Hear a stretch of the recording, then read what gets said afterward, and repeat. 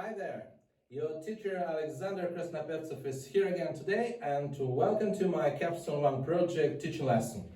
Today we're going to talk about figures of speech as a part of grammar lesson, and then we will have a chill out activity. Okay, let's start. Okay class, and now let's move on to the second part of our lesson, where it's broken down into subparts. And today we're going to talk about figures of speech. This is our grammar topic. Yeah, and we'll find some figures of speech from our song that we will read, and then we will read the text of this song, and then we will sing this song together. It is written by John Lennon and is called Imagine. So, and the second part of our lesson will be a chill out activity, and we will sing together. Great. Okay, and now let's talk about figures of speech. Who of you guys knows what figures of speech are? Right, figures of speech is a kind of a literature device. When we use our language in an unusual way to produce some stylish effects, for example, or as for other purposes, like for the sake of a verse, yeah, or for the sake of the poetry here, yeah, like here in our song. Okay, and please open your textbooks on page 5 and try to find some examples of figures of speech. And the first one, no need for greed and hunger. Great. And this is an example of which kind of figure of speech? What is it for? Great, it is an ellipsis. An ellipsis, we use an ellipsis when we make an omission in the sentence, yeah? Because we know some information from our background knowledge, yeah? Like here. And normally we have to say, there is no need for greed and hunger, yeah? But here we can, no need for greed and hunger. Just put it simple, yeah? And the second one is, no hell below us. Great. I wish we had no hell below us. And normally we say, there is no hell below us. And the next one is, a brotherhood of man is a bit tricky grammar thing. Yeah, we're gonna speak about that a bit later.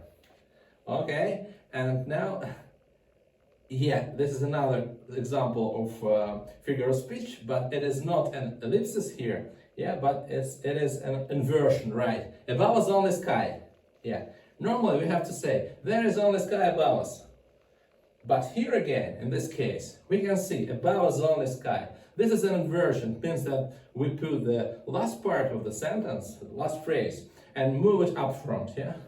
Because usually we say, yeah, it is only sky above us. It is only sky above us. Okay, and the other examples? Yeah, right. It is not a mistake. There's no countries. It is not a mistake. We don't say the word mistake in our class, okay? Agree?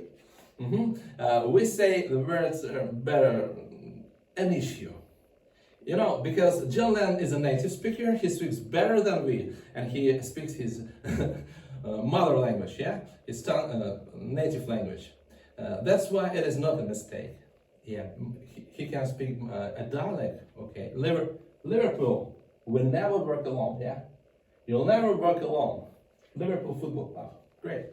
Okay, and yeah, and John Lennon is a native speaker. It is not a mistake, yeah?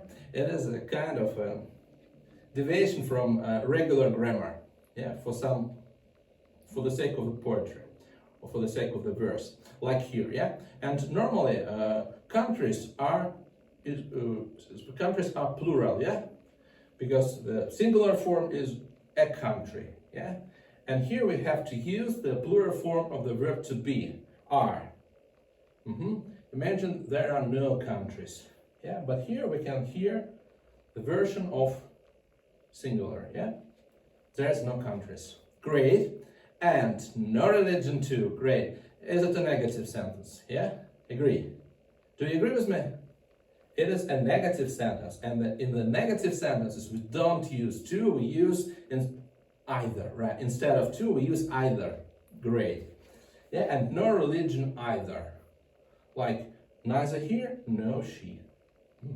A negation here. Okay, and what else? A brotherhood of men, right? Because brotherhood is a noun, yeah? But it is an abstract noun, yeah? For example, let's take for example a tablet. It is also a noun, yeah? I can touch it, I can take it, I can throw it, but it's not an abstract noun. And we can say a tablet, yeah, or a window, yeah, a picture, a banner, and whatever. But brotherhood is an abstract noun. We don't use an article here, yeah? And of course we can use it if another word stays in front of this brotherhood, like an eternal brotherhood of men. Okay, guys, today we refresh some grammar concepts like an inversion, yeah, and what else? And also an ellipsis and some irregularities, grammar irregularities. Great. And these are figures of speech. And do you have any questions? No questions. Brilliant, gorgeous. Okay, let's move on to the second part of our lesson, which is our chill out activity. Please open your transcript of the song. And are you ready? Sorry guys, I don't hear you. Are you ready? Good. Let's try to do it. Okay. Or as John Lennon used to say, I'll try it guys.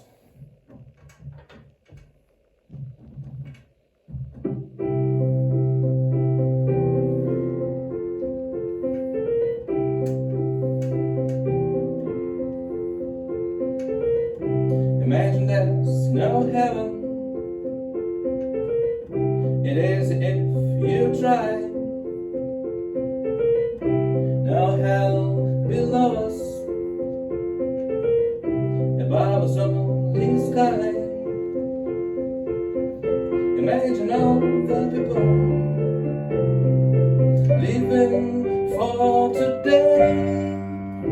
Imagine there's no countries. No, there are countries, yeah. It isn't hard to do. Nothing to kill or die for. And no religion too, not either. Imagine all the people